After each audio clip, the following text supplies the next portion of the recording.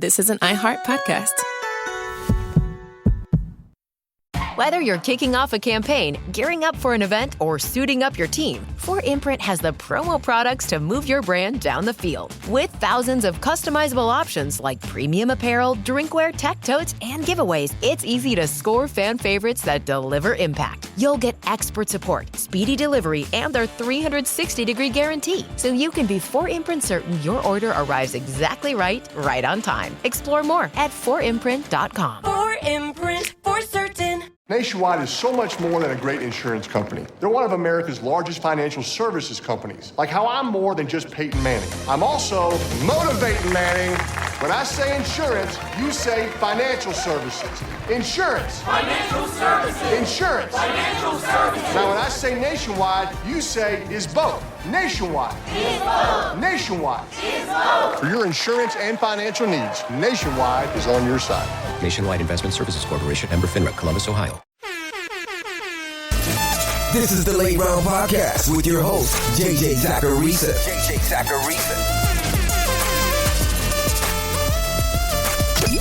What's up, everyone? It's JJ Zacharisa, and in this episode 1055 of the Late Round Fantasy Football Podcast, thanks for tuning in. Hey, before I get to the transactions this week, I just want to remind you, you can get this transaction list sent directly to your email inbox every single week. This show comes from the newsletter that I send out on Tuesday mornings. So if you want to reference something, or if you want any of the other content that's sent out via that newsletter, make sure you head to lateround.com right now and sign up for free. It takes 2 seconds, and it really is a big help to the Late Round fantasy football business. That's lateround.com. Now let's get to this week's transactions. Add Emmanuel Wilson. So Josh Jacobs suffered a knee injury in week 11. He's likely going to miss a little bit of time. Although fortunately, it seems like that injury, it's not a long-term one. But if Jacobs is out, Emmanuel Wilson is the running back that you want from this Packers backfield. After Josh Jacobs left that game against the Giants in week 11, Emmanuel Wilson had every single running back rush for the Packers. He outsnapped teammate Chris Brooks 39-5 according to PFF. Now Brooks is likely going to be in the mix more without Josh Jacobs, but we could see some really nice production from Wilson as long as Jacobs is sidelined. Just do be aware that the Packers get the Vikings, Lions, and Broncos in 3 of their next 4 games, depending on how long Josh Jacobs is out. Though again, it sounds like it's more day-to-day rather than week-to-week. But that gives them one of the tougher running back schedules over the next month or so. Buy Brock Purdy. So if you listen to last week's mailbag episode, then this transaction isn't going to come as a surprise. Brock Purdy returned to action in week 11, and he looked like his typical self. The 49ers offense looked great against the Cardinals, and Purdy had 19.3 standard fantasy points. Now, I'm not sure that we'd consider this like a buy high moment, but you're going to want a piece of this 49ers passing attack for the fantasy playoffs, whether it's a quarterback, a wide receiver, or George Kittle. In week 15, they get the Titans in San Francisco. Tennessee, largely due to volume, they've been a completely average opponent for quarterbacks by adjusted fantasy points allowed. But you know the 49ers, they're going to have a high implied team total that week. After that, San Francisco is going to face the Colts in Indianapolis. They get a dome game. The Colts are a top half matchup for quarterbacks by adjusted fantasy points allowed this year. And then in the final week of the fantasy season, fantasy championship week, they get Chicago. And that's in San Francisco. Chicago's the 3rd best matchup for quarterbacks right now by adjusted fantasy points allowed. None of those opponents should scare us off of this passing attack, especially because 2 of those 3 games are going to be in the Bay Area. So this transaction really could have just been for the passing attack in general. But if you want to capture that passing attack, obviously you're going to go with a quarterback. And that quarterback is Brock Purdy. Add Bashaw Tutin. We saw a career day from Bashaw Tutin in week 11, even with that unfortunate ankle injury. He carried the ball 15 times for 74 yards and a touchdown against the Chargers. Now, Travis Etienne, if you look at that box score, he did have more carries than Tutin. But that largely happened because of Tutin's late game ankle injury. Prior to that injury, Tutin was actually out attempting Etienne 15-12. And it doesn't sound like that injury is a serious one for Tutin. So we could see more of this split rest of season in that Jacksonville backfield. Not only did Tutin look really good in the Zap model, but he now can have flex appeal with injury-related upside. Before, he was just a handcuff. But if he's going to get this kind of work, he might make it into your flex. And that kind of player, it's perfect to have rostered this time of year. Add Michael Wilson. Look, I know that I had Michael Wilson on last week's Sleeper Show, as did most fantasy analysts. It was clear he was going to get more opportunity with Marvin Harrison Jr. sidelined with appendicitis. But never in a million years did I expect this kind of performance. That was ridiculous. He absolutely torched the 49ers, at least statistically. He finished the day with 18 targets, 15 receptions, and 185 yards. And for the record, Marvin Harrison Jr., he's never had more than 7 receptions in a game throughout his NFL career, albeit his brief NFL career. Now, context is obviously needed here. Jacoby Brissett threw the ball 57 times against the 49ers. He'd average about 39 pass attempts per game prior to week 11, or at least per start. He also completed 47 of those passes, which was an NFL record. That's not going to continue, but this is exactly why we look at peripherals. Michael Wilson had a really solid 32% target share. And if Marvin Harrison Jr. is out again in week 12, which is very possible, then we're looking at Wilson as a very reasonable starter against Jacksonville. And who knows, maybe this performance will lead to more work down the stretch. Sell Josh Allen. Josh Allen went absolutely nuts against the Buccaneers on Sunday. He not only threw for 317 yards and 3 touchdowns, but he ran 6 times for 40 yards and 3 more scores on the ground. Allen has the highest ceiling in fantasy football, period. And because of that, if you're feeling okay about your Allen-led team, I don't think this transaction is a necessary one to make. But if you need to introduce a little bit more variance in your team, that might be a different story. There's a very real chance that this is the most fantasy points that Allen's going to score this season. It's going to be hard to top 43 standard points. So from that perspective, you'd be trading him away at a high point.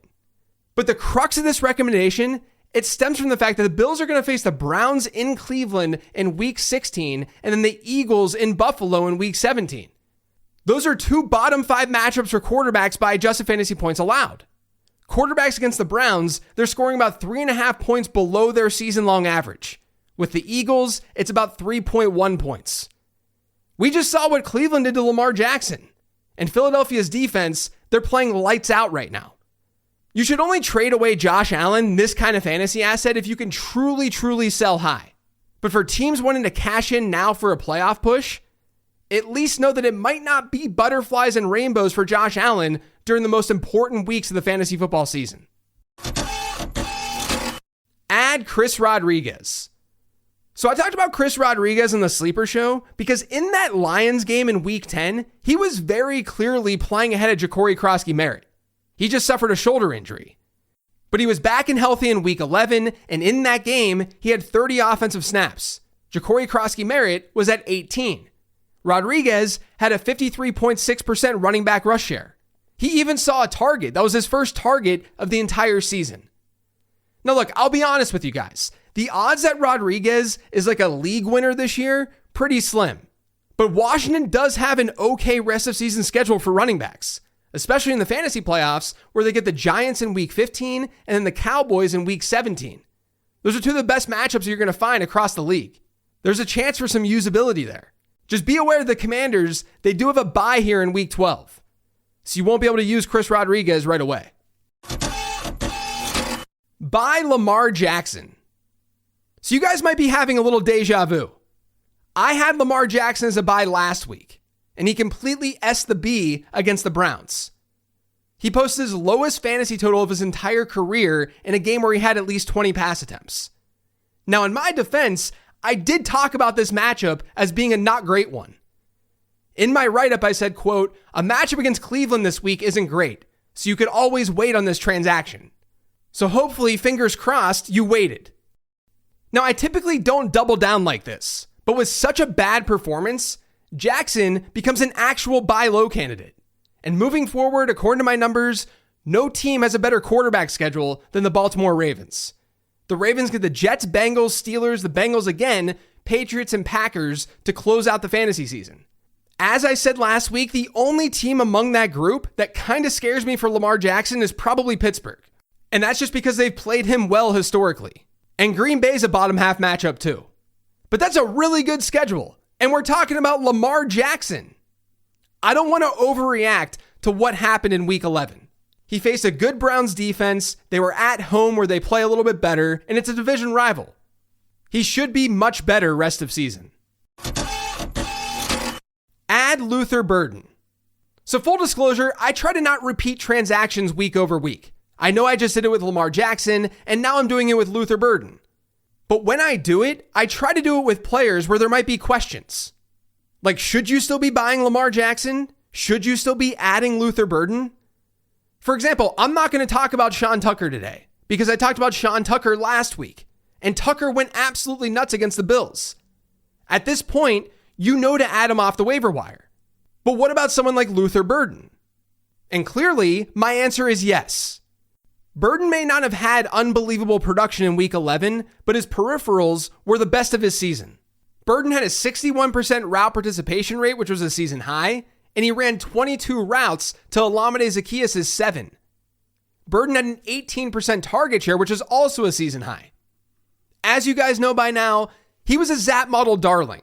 The Zap model loved Luther Burden, and he's looked the part so far as a rookie. In fact, no one on Chicago right now is really close to him in yards per route run. According to PFF, he has a 2.39 yards per route run rate, which is awesome. So I'll say it again. Even if this doesn't work out in 2025, this is the exact type of player that you want stashed this time of year. And now that he's getting more playing time, now it's even more obvious. Add Jaden Higgins.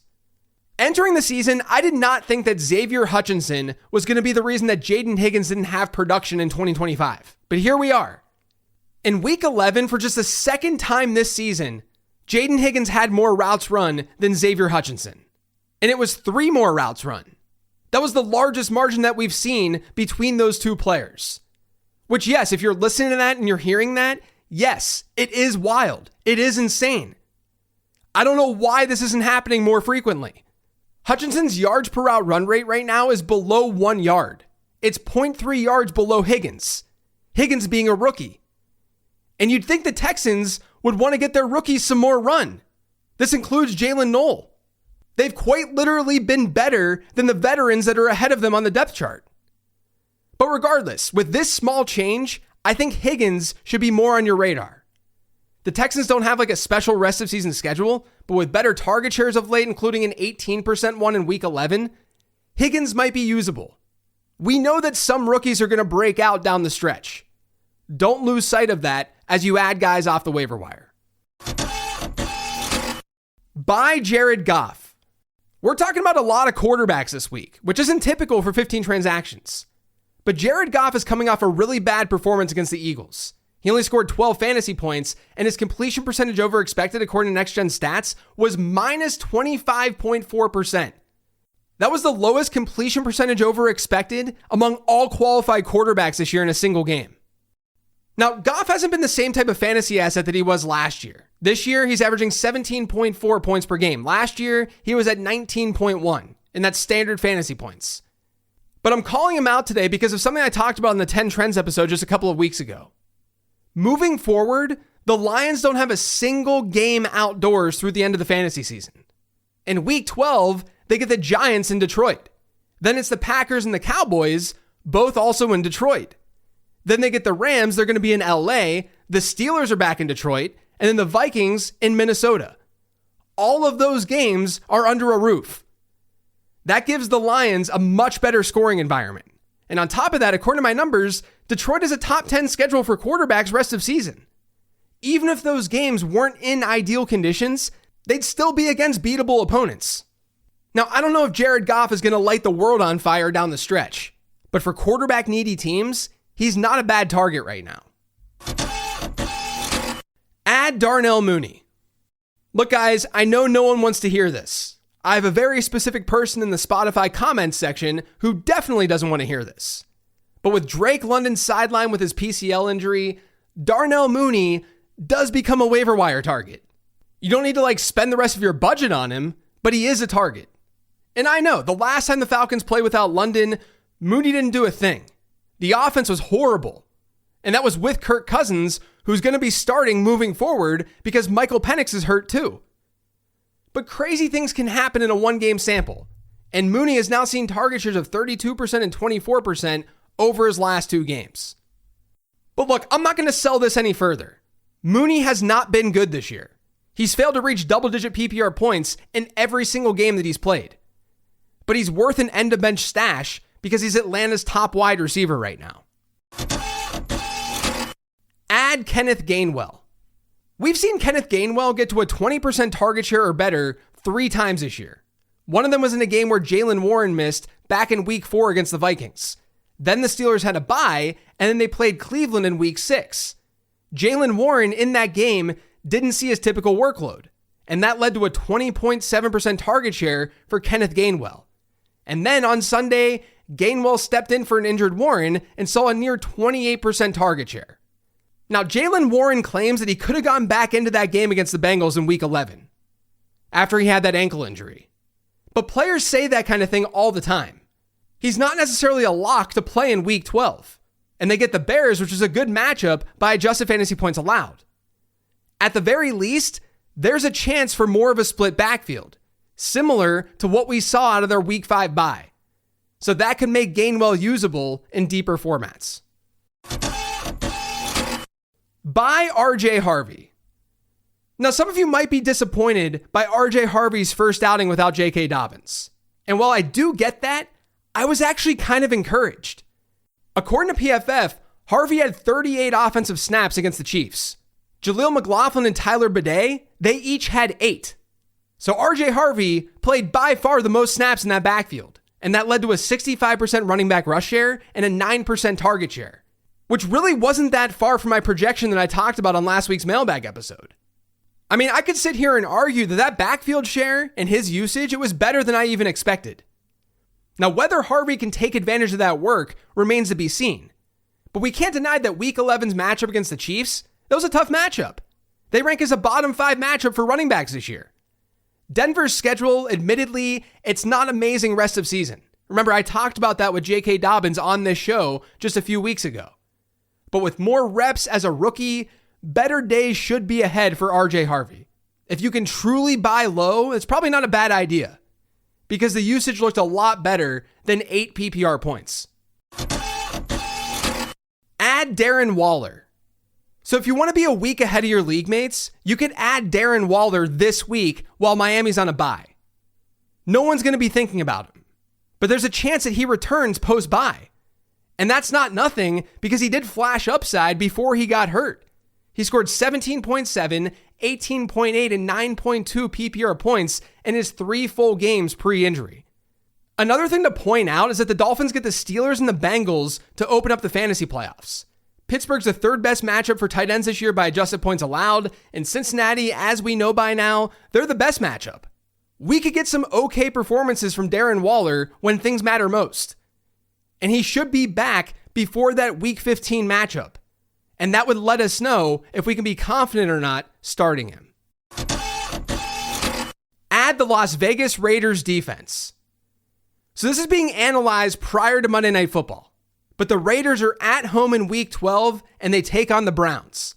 At this moment, at the time of this recording, I don't know who's going to start at quarterback for Cleveland. But I don't think it really matters. It's a great spot for the Raiders. They're 3.5-point favorites in a game with a 37.5-point total. And Cleveland, they're the top opponent for defenses by adjusted fantasy points allowed. Defenses against the Browns, they've ranked in the top 8 in weekly scoring in each of their last 3. That's it for today's show, though. Thanks to all of you for listening. If you yet subscribed to the Late Round Fantasy Football Podcast, make sure you are by searching for it pretty much anywhere podcasts can be found. And don't forget to follow me on Twitter and on Blue Sky at Late Round QB. Thanks for listening, everyone. Greatly appreciate it. I'll talk to you tomorrow with the weekly 10 Trends episode.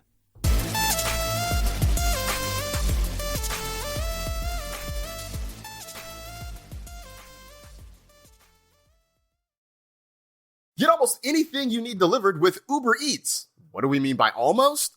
Well, you can't get a well-groomed lawn delivered, but you can get chicken parmesan delivered. A little escape? No. A delicious bowl of grapes? Yes, that.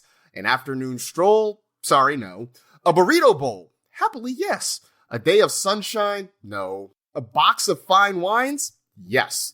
Uber Eats can definitely get you that. Get almost anything delivered with Uber Eats. Order now. Alcohol in select markets. Product availability may vary by region. See app for details. Hi, this is Gronk from Dudes on Dudes. I'm here to tell you about protecting your end zone with wet, extra large flushable Dude Wipes. Unlike dry wiping with toilet paper, Dude Wipes clear instead of smear. Wetter cleans better. Goodbye dingleberries. Goodbye itch and irritation. Plus, if you take Gronk-sized grumpies, or as I like to call them, Gronkies, baby wipes won't do. You need extra big Dude Wipes to handle the job. So don't fumble the ball with toilet paper. Stop being an a-hole to your b-hole and start using Dude Wipes. Available on Amazon and major retailers nationwide. Dude Wipes. Best clean, pants down. This is an iHeart podcast.